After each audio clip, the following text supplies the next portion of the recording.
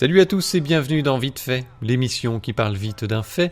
Et aujourd'hui, j'aimerais vous parler d'un rapport publié par la délégation sénatoriale à la prospective qui propose de créer une plateforme numérique pour aider à la gestion des crises, notamment sanitaires. Le Crisis Data Hub centraliserait de nombreuses données personnelles en croisant des infos et des fichiers existants. Vos données de santé pourraient être croisées avec les données de géolocalisation de votre téléphone ou de votre bagnole, avec vos infos bancaires, vos titres de transport, la liste de vos achats, votre activité en ligne, etc. Bref, à peu près tout. Ce type d'outil numérique permettrait de faire respecter des confinements individualisés en cas de pandémie, ou bien d'avertir par l'envoi d'un simple SMS toutes les personnes présentes dans la zone d'une attaque terroriste ou d'une catastrophe naturelle imminente. Les possibilités de cette plateforme sont infinies, et si certains usages peuvent nous apporter plus de bien que de mal, on est quand même en droit de s'inquiéter des possibles dérives totalitaires vers un système de crédit social à la chinoise. Fort heureusement, nos sénateurs ont su garder le sens de la mesure dans leurs propositions. Ils ne proposent que des choses utiles à la population et écartent tout ce qui pourrait ressembler à un système de flicage généralisé. Non, je déconne, c'est l'enfer.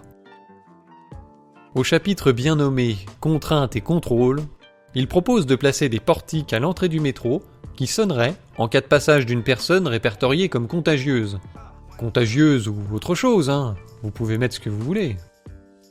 En allant plus loin, il cite l'exemple d'un boîtier connecté porté autour du cou des salariés dans une entreprise qui sonnerait à 85 décibels en cas de non-respect des règles de distanciation sociale. Un vrai projet qui avait fait scandale dans la presse il y a quelque temps. Les rapporteurs se veulent toutefois rassurants. Nul besoin d'un boîtier autour du cou. Un smartphone peut faire la même chose avec son Bluetooth et un son de 100 décibels. Tiens, je me demande où est-ce qu'ils sont allés piocher cette idée. C'est la sonnerie de la honte, avec ce message embarrassant. Nous vous signalons que votre correspondant est inscrit sur la liste noire. Veuillez s'il vous plaît exhorter cette personne à remplir ses obligations légales. Le correspondant, c'est cet homme furieux. C'est la sonnerie de son téléphone. Elle lui a été imposée par l'opérateur et le tribunal.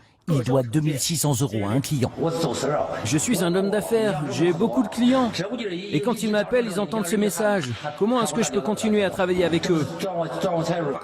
Pas de quartier pour ces citoyens endettés de cette ville. On les appelle les laolai, les mauvais payeurs. C'est une alerte pour que les laolai ne puissent plus escroquer d'autres gens. Ici, la méthode d'humiliation par téléphone existe depuis 2017. Mais dans cette autre ville, les mauvais payeurs se retrouvent par exemple dans ce cinéma en haut de l'affiche, avec nom, adresse et les sommes d'argent qu'ils doivent. C'est une question de principe. Il faut les dénoncer, ces gens-là. Ces gens ne sont pas honnêtes. Ils doivent en payer le prix. Ne pas rembourser, c'est normal de payer ses dettes. Sinon, il faut les mettre sur une liste noire. La liste noire, la voici, établie par la Cour suprême. Y figurent les noms de tous les mauvais payeurs. Ils sont 13 millions aujourd'hui. Et pour ces Chinois discrédités publiquement, il y a aussi des privations. Impossible pour eux de prendre l'avion. Les autorités ont ainsi empêché 17 millions d'achats de billets l'an dernier. Pareil pour le train. Ils ne peuvent pas non plus acheter d'appartements ou encore contracter un prêt bancaire. C'est une mise au ban de la société. Alors ça, c'était des exemples concrets de mise en œuvre, mais d'une manière générale, les sénateurs envisagent 4 types de contrôles pour les crises les plus graves. Le contrôle des déplacements. Bracelet électronique pour contrôler le respect de la quarantaine, désactivation du pass pour les transports en commun, détection automatique de la plaque d'immatriculation par les radars, portique de contrôle dans les magasins, caméra thermique dans les restaurants. Chaque individu dans cette ville a été muni d'un code. C'est une brillante idée du docteur Cocteau. Greffer sous la peau une micropuce bio-organique. Dans toute la ville, des détecteurs localisent n'importe qui à tout instant. Pourquoi pas une laisse dans le cul, c'était plus simple? Le contrôle de l'état de santé, via des objets connectés dont l'utilisation serait cette fois-ci obligatoire et dont les données seraient exploitées à des fins de contrôle. Le contrôle des fréquentations. Par exemple, aller voir un membre vulnérable de sa famille alors que l'on est contagieux. Et enfin le contrôle des transactions, permettant par exemple d'imposer une amende automatique, de détecter un achat à caractère médical, ou encore la poursuite illégale d'une activité en dépit des restrictions. Vous avez une amende d'un crédit pour infraction au code de moralité du langage. Quoi? Va te faire foutre. Vos infractions répétées au code de moralité du langage m'ont contraint à prévenir les services de police de Los Angeles. Veuillez s'il vous plaît rester où vous êtes pour recevoir votre blâme. Ouais, c'est ça.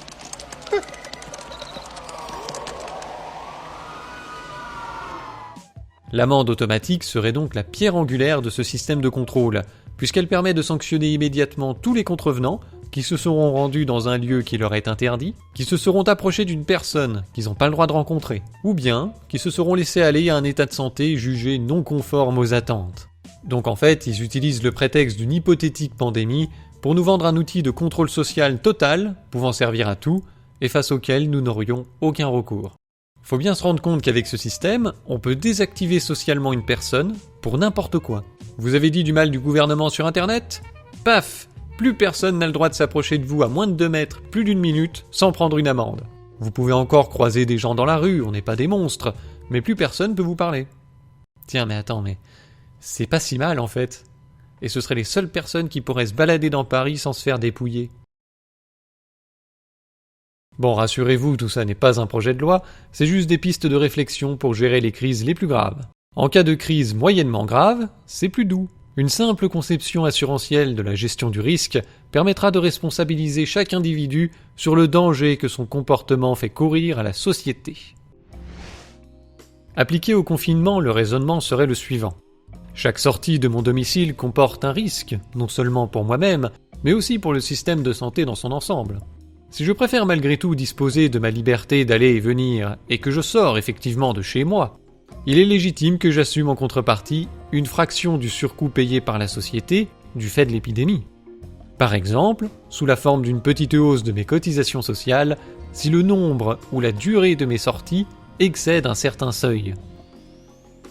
Dans ce monde merveilleux, il faudrait payer pour être libre de sortir, selon un seuil, un tarif et une raison arbitraire fixée par le gouvernement. Il ne s'agit donc pas de responsabiliser les gens face à un risque hypothétique, il s'agit d'un racket permanent. J'aimerais comparer ça avec la solution de responsabilisation que je proposais dans ma vidéo sur la vaccination. La sanction n'avait lieu que si le risque se réalise. Pour faire un rappel vite fait, l'idée c'était de faire payer les soins de santé en cas de Covid à ceux qui considèrent que la pandémie n'existe pas et par conséquent refusent la vaccination jugée plus dangereuse que le virus. À tort ou à raison, c'est pas la question ici. Ce n'est évidemment pas une mesure que je souhaite voir être mise en place, seulement on vit dans une société où tout le monde n'a pas la même perception des choses, et cette proposition permettait justement de couper l'herbe sous le pied aux vaccinolâtres les plus extrémistes, qui voient le vaccin comme la solution miracle, et sont prêts à instaurer les mesures les plus liberticides pour imposer cette solution. Le but de cette réflexion, c'était donc de trouver un compromis entre deux bords fortement opposés, de sorte qu'il n'y ait pas de reconfinement à cause de la saturation des hôpitaux, mais pas non plus de vaccination obligatoire, de passe sanitaire et autres flicages numériques. Bon après, je sais pas si on peut dire que le pass sanitaire permet d'éviter la saturation des hôpitaux, quand on voit le nombre de soignants qui ont démissionné à cause de ce truc. Enfin, si on commence à parler de ça, on n'a pas fini, on va en rester au sujet de notre vidéo. Alors au-delà des critiques très légitimes qu'on peut faire à l'idée que je proposais et que je partage pour la plupart, ce que je veux montrer ici, c'est que cette proposition responsabilise vraiment les gens face aux problèmes qui se posent à la société, c'est-à-dire une épidémie. Vous pouvez refuser le vaccin et vous balader librement, mais si vous chopez le Covid, faudra casquer.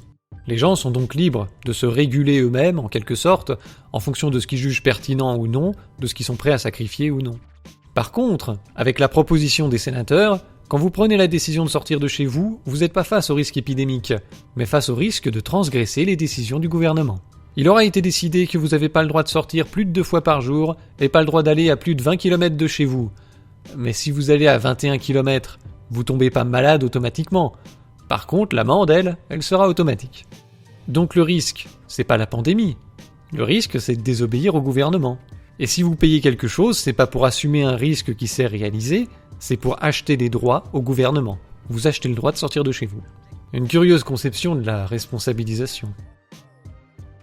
Les rapporteurs affirment que leur intention n'est pas de fliquer les gens, mais au contraire, de limiter les atteintes à la liberté en cas de crise grave, en ciblant les restrictions sur des individus ou une zone particulière.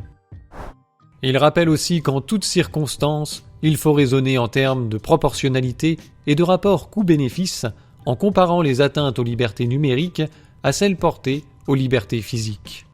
Ah, parce qu'il y a une différence entre les deux. Quand on désactive ta carte bancaire ou ta carte de transport, c'est une atteinte à ta liberté physique ou numérique?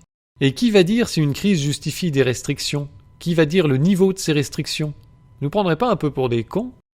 Les rapporteurs jouent les faux naïfs en disant que l'outil est neutre et que seuls les usages seraient bons ou mauvais. Mais c'est des conneries. L'outil est une dérive en lui-même.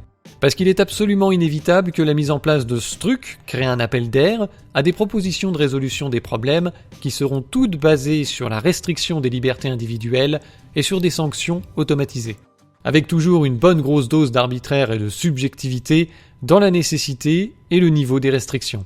Sur ce genre de sujet, vous interrogez 10 personnes, vous avez 10 réponses différentes. Alors malgré tout, ce rapport a le mérite de poser une question intéressante. Imaginons que demain, il y ait un virus qui tue 10% de la population, y compris les jeunes en bonne santé, tout le monde. Comment est-ce qu'on fait pour maintenir les interactions sociales et toutes nos activités humaines? Est-ce qu'on serait pas content à ce moment-là de pouvoir organiser la détection et le confinement des malades? C'était d'ailleurs ce que réclamaient certaines personnes sur Internet il y a quelque temps. Et puis ils ont changé de discours quand ils ont vu émerger des projets de camps de quarantaine. Eh ben oui, confiner les malades ça pose un tas de problèmes pratiques et c'est forcément séparer les familles. Si les deux parents sont malades, qu'est-ce qu'on fait des enfants? Si seul le père est malade, est-ce qu'on l'isole avec toute sa famille et on prend le risque de les exposer? Ou est-ce qu'on l'isole ailleurs, dans un camp de quarantaine, d'où il aurait 10% de chance de jamais sortir dans notre exemple? Forcément ça va faire jaser et certains vont trouver que ça rappelle les heures les plus sombres de notre histoire. Donc en fait, il n'y a pas vraiment de bonne solution, ça dépend des goûts de chacun. Dans une telle situation, certains pourraient en rester au slogan de la résistance, la liberté ou la mort. Une fois que tous ceux qui devaient mourir sont morts, eh bien, fin de l'épidémie. Et puis fin du problème des retraites, fin du chômage, fin de l'immobilier trop cher. Il y a des avantages, Par contre, faudrait être le stoïcien de l'année pour garder ses petites habitudes dans une telle situation. Alors, à l'opposé, on trouverait d'autres personnes, comme ces sénateurs, qui sont prêts, je cite, à accepter la dictature pour peu qu'elle sauve des vies. Un concept novateur qu'on peinera à illustrer avec des exemples concrets. Bien évidemment, entre ces deux extrêmes, on trouvera toutes les nuances de gris possibles. Personnellement, je suis prêt à accepter des restrictions pour peu qu'elles soient proportionnées, qu'elles aient du sens, et qu'elles soient suivies aussi par ceux qui nous les imposent. Donc, pas du tout la situation actuelle. Après, de là à vivre dans la société dessinée par ce rapport, ça me tente pas des masses. Même si c'est temporaire, ça peut pas être un argument. On a vu que le temporaire a une petite tendance à être prolongé. À mon sens, les propositions du rapport sont mauvaises, et on peut facilement imaginer des solutions de compromis qui répondent aux problèmes posés à la société, tout en respectant un peu plus les libertés individuelles et la capacité de chacun à décider. Bon, de toute façon, on voit bien que les rapporteurs ont plus une volonté de contrôle des populations en temps normal que de protection des populations en temps de crise. Ce rapport ressemble un peu à un ballon d'essai pour voir si les gens sont prêts à accepter ce merdier dans leur quotidien. Donc, on va être clair avec nos sénateurs. Votre crisis DataHub, vous pouvez vous le foutre au cul, quelles que soient vos bonnes intentions. Si ce truc devait être mis en place, il ferait courir un danger sur nos vies bien plus grand et bien plus immédiat qu'une hypothétique pandémie. Alors une fois que ça s'est dit, ça n'empêche pas de réfléchir à la place des outils numériques pour gérer les crises et tous les problèmes qu'on peut avoir. Et on en revient au problème fondamental de ce merdier, qui est la subjectivité. Qui décide qu'un problème nécessite une restriction ou un contrôle? Qui décide du niveau de ces restrictions? Et ces questions valent pour tout, les crises sanitaires, l'écologie et tous les autres problèmes qu'on pourrait vouloir régler avec ce genre de solution. Il me semble clair que sans un contrôle démocratique direct et total, les propositions des sénateurs, comme l'usage massif du numérique pour régler des problèmes, ne peuvent qu'aboutir qu'à la dictature. Et je suis sûr que certains en rêvent.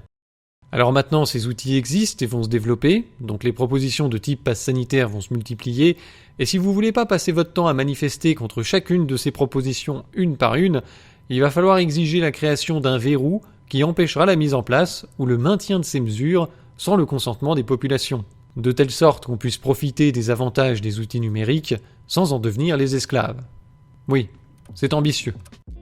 Bon après, il faut bien se dire qu'il est très difficile de mettre en œuvre ce merdier sans le consentement des populations, parce qu'il y a plein de façons de faire de la résistance passive. Vous pouvez quitter les villes, vous pouvez boycotter, vous pouvez faire exprès de mal appliquer les mesures, vous pouvez pirater ou saboter les systèmes numériques, ou bien profiter des failles, parce qu'ils sont mal fichus.